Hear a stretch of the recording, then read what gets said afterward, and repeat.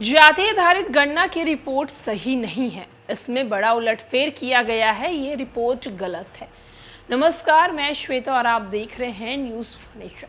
सबसे पहले तो बिहार में जाति आधारित गणना को लेकर सरकार से लगातार सवाल किए जा रहे थे। सरकार पर लगातार तंज कसे जा रहे थे। विपक्ष लगातार सरकार से ये बातें कह रही थी कि सरकार जाति आधारित गणना सिर्फ और सिर्फ राजनीति वोट बैंक के लिए कर रही है।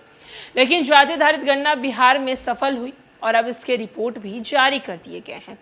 बीते दिन यानी कि कल गांधी जयंती के मौके पर 2 अक्टूबर को जाति आधारित गणना की रिपोर्ट जारी हुई और अब इस रिपोर्ट जारी होने के बाद जहां एक तरफ मुख्यमंत्री नीतीश कुमार ने इस रिपोर्ट को लेकर कहा है कि आने वाले दिनों में हम इस रिपोर्ट के अनुसार ही जितने भी वर्ग हैं जिन्हें विकास नहीं मिल पाया है, हम उन्हें विकास देने की कोशिश करेंगे और हम उनकी मदद करेंगे। वहीं दूसरी तरफ विपक्ष जो है इस जाति आधारित गणना को लेकर ये बातें भी कह रही हैं कि ये रिपोर्ट, ये सर्वे गलत है। इस सर्वे में बड़ा उलटफेर किया गया है। वहीं आपको बताते चले कि कांग्रेस के पूर्व नेता ने जाति आधारित गणना को लेकर सवाल उठा दिया है। इस रिपोर्ट को लेकर सवाल उठा दिया है। बिहार में नीतीश सरकार ने सोमवार को जाति आधारित गणना की रिपोर्ट जारी करवा दी। इसके अनुसार राज्य की कुल आबादी ओबीसी और एबीसी की हिस्सेदारी 63% है।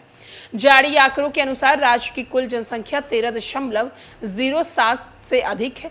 वहीं आपको बताते चले कि सोशल मीडिया पर बयानों का भी दौर जारी हो गया, जहां एक तरफ सोशल मीडिया पर कांग्रेस के पूर्व अध्यक्ष ने सवाल उठाया है। उन्होंने कहा है कि सरकार द्वारा जाति आधारित गणना कराया गया स्वागत हम उसी योग कदम का करते हैं, लेकिन सत्ता में रहने वाले राजनीतिक दलों को जातीय जनगणना प्रक्रिया को प्रभावित और हेरफेर नहीं करना चाहिए।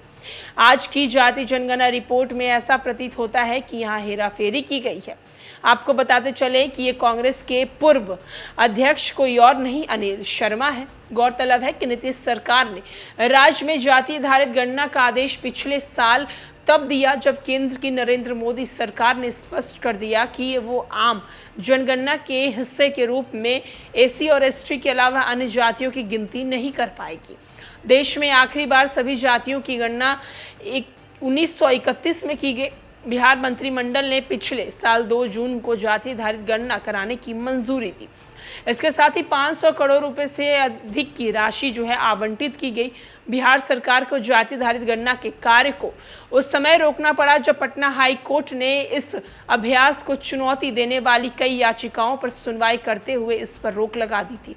हालांकि गत 1 अगस्त को अदालत ने सभी याचिकाओं को खारिज करते हुए बिहार सरकार के जाति आधारित गणना के निर्णय को सही ठहराया। राज्य में सत्तारूढ़ महागठबंधन के नेता आरोप लगाते रहे कि जाति आधारित गणना को चुनौती देने वाली याचिकाएं दायर करने वाले लोग भाजपा समर्थन है।